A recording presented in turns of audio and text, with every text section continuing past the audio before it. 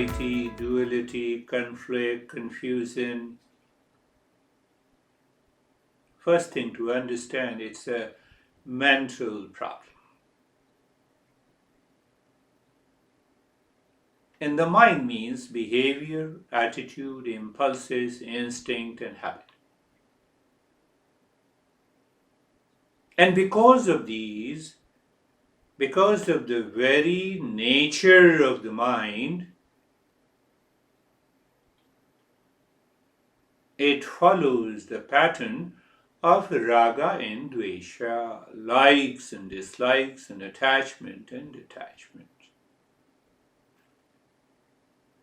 And that attachment and detachment causes the emotional bondage. Why emotional bondage? Because mind feels, craves, seeks, and claims that peace and happiness, love and the joy are outside me. So when I feel that they are outside me, I have to be in a sense of anxiety and duality and a conflict. How to get it? How to achieve that? Mind is constantly running outside in delusion that peace, happiness, love, and wisdom are outside.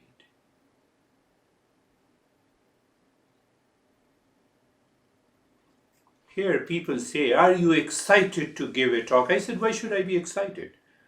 What is the reason? No, there are 200 people. But why?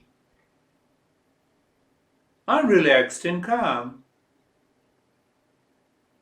What is my job? Let me do my job in calm and peace. Why should I be excited to create an emotional bondage due to the strong likes and dislikes causes the anxiety, duality, conflict? Eastern wisdom guides. Eastern wisdom, I told you, it has 3,000 teachers, 3,000 texts, and they followed the same fundamental principles to take over the mind.